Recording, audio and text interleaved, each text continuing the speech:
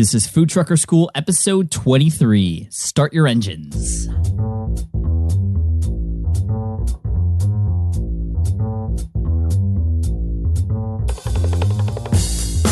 What's up, Food Truckers? This is your host, Pat Flynn, and we over here at FoodTruckr.com are here to help you with your food truck business. Whether you're just starting out or you've been in the business for a while, this is the show for you.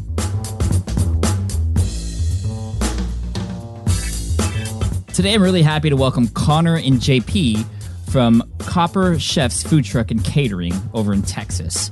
They are a brand new food truck that just started out, and it wasn't a smooth ride, actually, the whole way through. And we're going to learn a lot from what it takes to start a food truck and what it's been like for them as sort of newbies in this industry. But they're loving it. They're having a great time, and they are doing really well now. So what to look for, what to look out for, and how to approach your truck when you're just starting out. Here we go.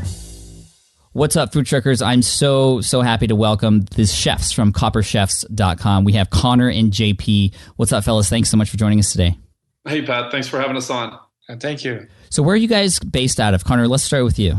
We're based out of Katy. We're very fortunate that a friend of mine is letting us utilize his secondary kitchen in his restaurant, which is based right here in Katy, Texas. But we operate all around Houston. Awesome. That's actually really handy. I know a lot of people don't have, they're not fortunate enough to have that with them when they're first starting out. And we'll get into the whole, why you created a food truck and what it's like when you're first starting out. I mean, how long have you guys been open, JP? We've been open for 5 months, I think. And it's been really, really nice, especially for me, because I come from another country. Mm-hmm. So this is very nice to learn and to see the different market and like what people like here. And I think it's a very nice experience so far. That's really cool. What kind of food do you guys cook on Copper Chefs? We do kind of like a French-American bistro style. Nice. Basically, we take a lot of the cultural influences from our backgrounds because both JP and I have lived overseas extensively. JP was born in Rio de Janeiro, Brazil, and I met him when my family moved down there during high school. And so we take a little bit of that from that background. I lived in Cairo, Egypt for about 5 years, so I try and take some influences that I got when I was younger over there. And then I know it's not considered overseas, but I lived in New England for a while. And we just kind of take all of those backgrounds. JP's got a little bit of German and French background. There are a lot of French background in him. And we take those to kind of develop what we consider as a new American cuisine. So it's taking all of those cultural differences, putting them on a plate so people can kind of experience something different than kind of what is your, average lunch menu. Sure. Now, here's the big question. You have all this food experience. You guys met up and saw that you'd be great partners together. Why a food truck? Why not a restaurant? It's what we could afford. JP came over here on an E2 investor visa. That was the one way for him to get over here. So this is really, our stepping stone. We want to test the market with this type of cuisine. We want to see how people either, accept or reject the type of food we're trying to do. And fortunately, we found a lot of acceptance. We find people really embracing a real gourmet, a gourmet meal at, not a gourmet price. Mm-hmm. That's really cool. Now let's rewind a little bit. When did you guys meet? Like, let's put a time frame here, and then we'll kind of go through together the creation of Copper Chef. So when did you guys kind of hook up and decide that you're going to start a food truck together?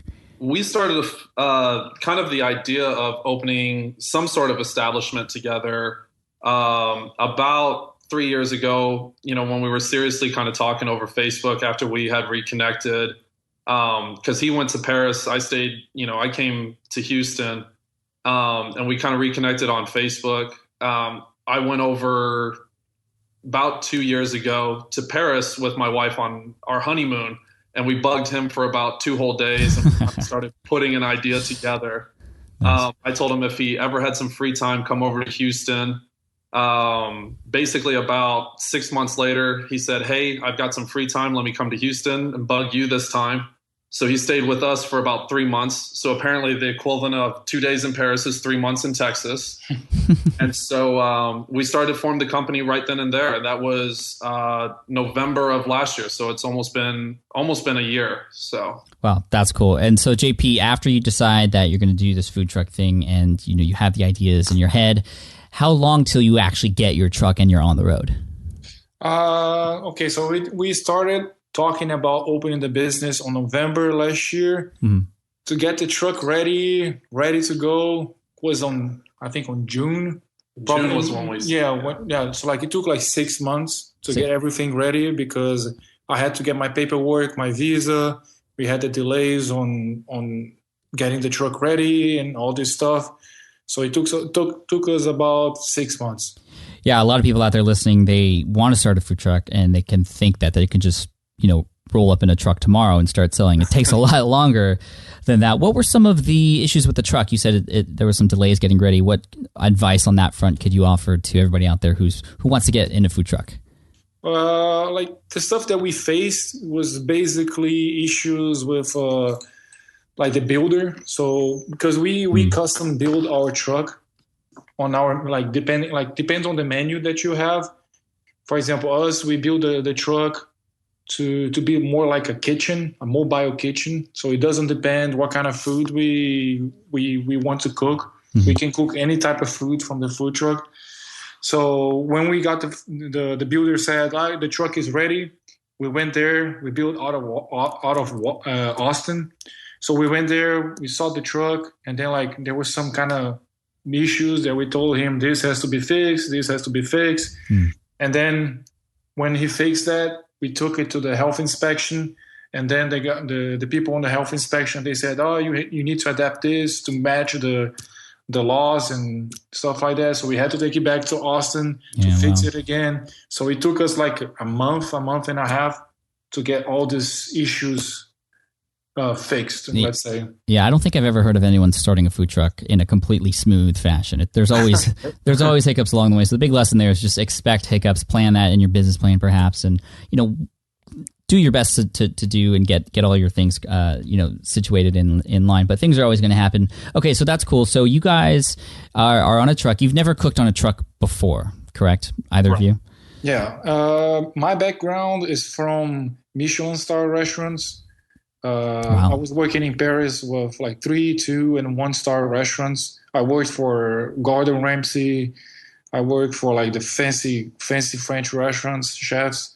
So this is the first time. So we are adapting as well, to the food truck environment and business. Yeah. So Conor, I'll get to you in a sec, but JP, let's keep going. So you are a chef you've been a chef at really, really fancy restaurants all over the world, and now you're in a food truck. What was that like for you? For me, it's a very nice experience because you deal with a completely different clientele. Let's put it this way. So like I have to adapt as well because everything has to be a lot faster. And then a Michelin star restaurant, because in Michelin star restaurant, you serve a lot less people. So you can dedicate more time in each plate. And on the food truck, you have to do like more of volume. You have to do a lot of people to make the business worth the time. So the way you prep the dishes, the time you put effort in each dish is different than a Michelin star restaurant. Conor, how about you? What was it like your first time on the truck and starting to, wheel down the road? It was definitely an eye-opening experience in the fact that we had kind of designed it as a catering truck. We wanted to do more weddings and so forth, and do office parties, and we had done a lot of fine dining caterings that we had done together before the truck had been opened. And so when we started going to the food parks and so forth, it was kind of like, well, we really can't do this type of food. So we kind of said, okay, we're going to do a cafe style menu. So we're going to do, like a beef burgundy, but as opposed to using like beef chuck, we're going to use like a Texas brisket. So it's more approachable for people. We're going to design a menu that we can do off the truck just ourselves, as opposed to, like in restaurants where I have a crew of 3 or 4 behind me, working together to create a dish. That's really cool. And so, okay, you're on the road first week, and how was it like that first week? Were you actually selling food and finding places to park, or any sort of hiccups along the way? Oh, we were really lucky in the fact that a food park had just opened up not too far from the restaurant that I used to work at. So basically in Houston, we have what is called the Energy Corridor. Mm-hmm. And within that is a lot of businesses and so forth. And a lot of them knew. And I left the restaurant where I was the executive chef at on really good terms. And so a lot of those clientele were able to come over to our truck almost right away and tell their office buildings. So we had a couple luncheons, and we had, people kind of come into that food park.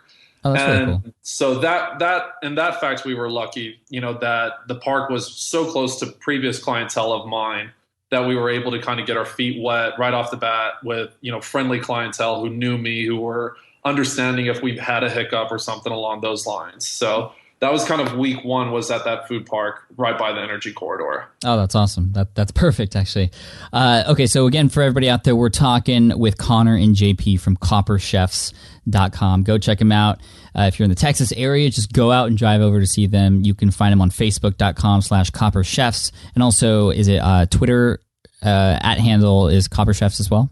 Yes, it is. Yes. Awesome. Okay, so let's help everybody out there who's either just getting started, just like you guys had just gotten started, or who's interested in getting started. What would you say are some of the big ticket things that people should look out for when deciding to go down this road?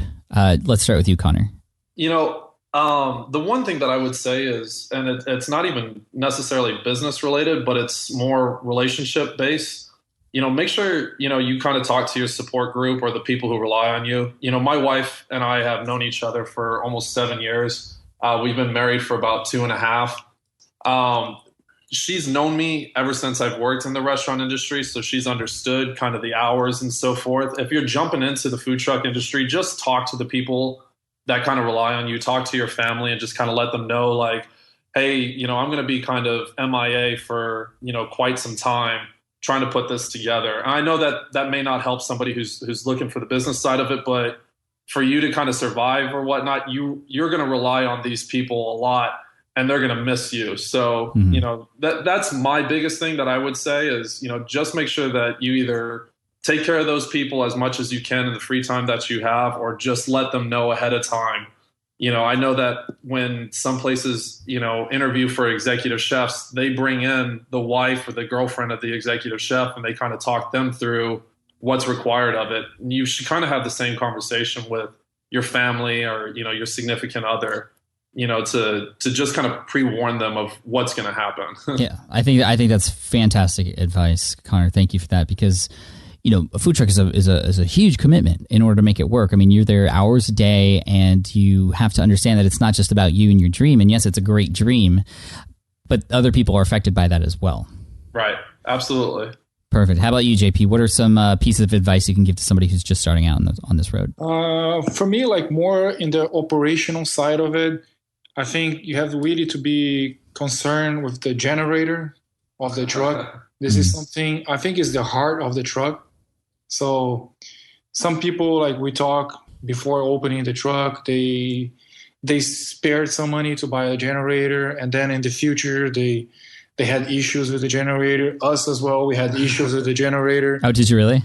Yeah, because our builder, he put like a RV with a RV generator, right? RV generator. And then he installed in a part of the truck that it overheats. Oh, well, that's fun.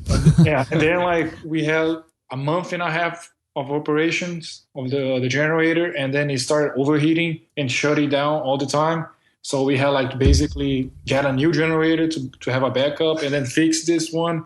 So, well, to give you an idea on the relationship between the builder, we started the food truck up, and we were operating behind the restaurant and serving just like the staff and kitchen staff of the restaurant that we operate out of.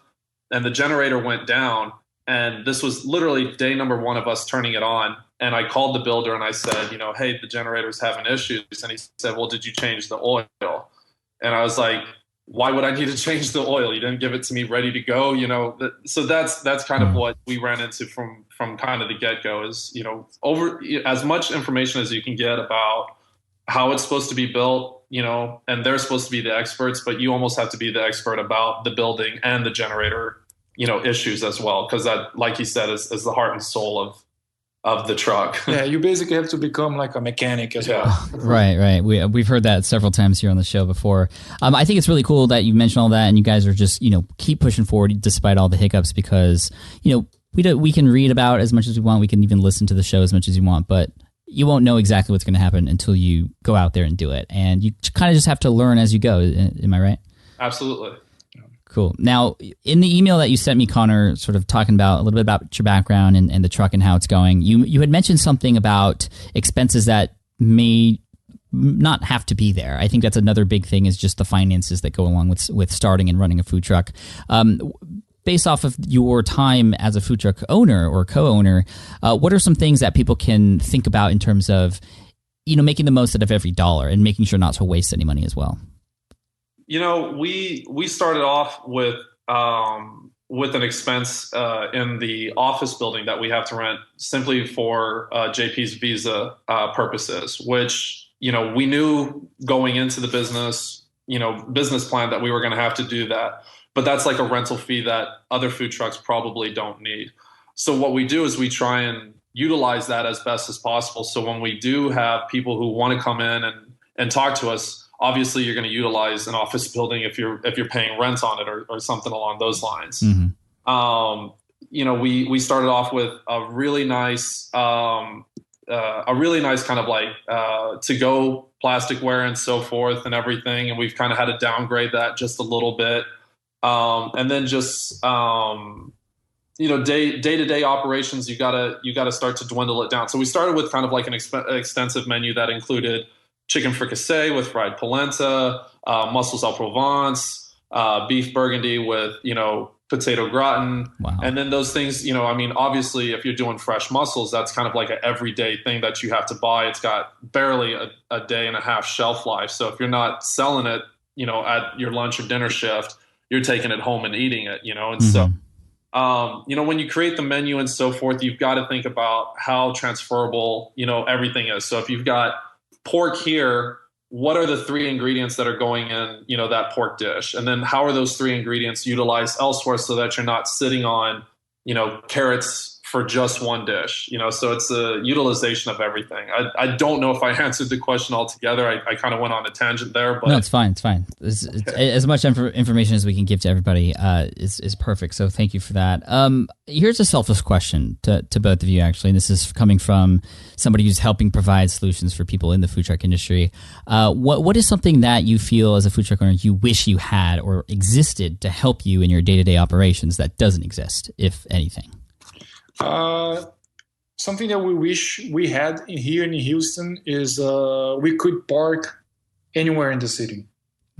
Because here we can only park in special locations. We cannot park it like just go in a street and park, and we need agreements of for the how do you say that? Property agreement letter. Restroom availability. So it's very complicated to be somewhere around the city. So basically, you are mobile, but you're not really mobile. Yeah, that's one of the myths with food trucks, and especially with a lot of the shows on Food Network. You just see the trucks roll up and they start selling. You don't see all the permits and everything that goes along with that. It's definitely, I think that's at the top of everybody's list, JP, if they had a magic wand and can all of a sudden start selling wherever they want. Yeah. Definitely. Would that be the same for you, Conor? A little bit. The other thing that I would wish for, especially here in Houston, is just foot traffic. I know in California y'all have like really nice weather and you just kind of skip the really bad seasons. Mm-hmm. But here in Houston we've got some really really hot months, and so that really limits the foot traffic that's going to come out, or the people who are going to come out and kind of just stand in line as opposed to walking into an air conditioned building. So I would just say, my wish for Houston would be, foot traffic and better weather, just so that everybody could do fine at a park. Yeah, nice. I wish I could build like a software that did that for you, but that's nothing I could do. But yeah, I mean, weather totally plays a role, seasons and things like that. These are all things that you have to think about as a food truck owner. Now, coming up to the end of the interview here, one other thing that interested me in your email, Conor, was your talk of creating strategic and great partnerships.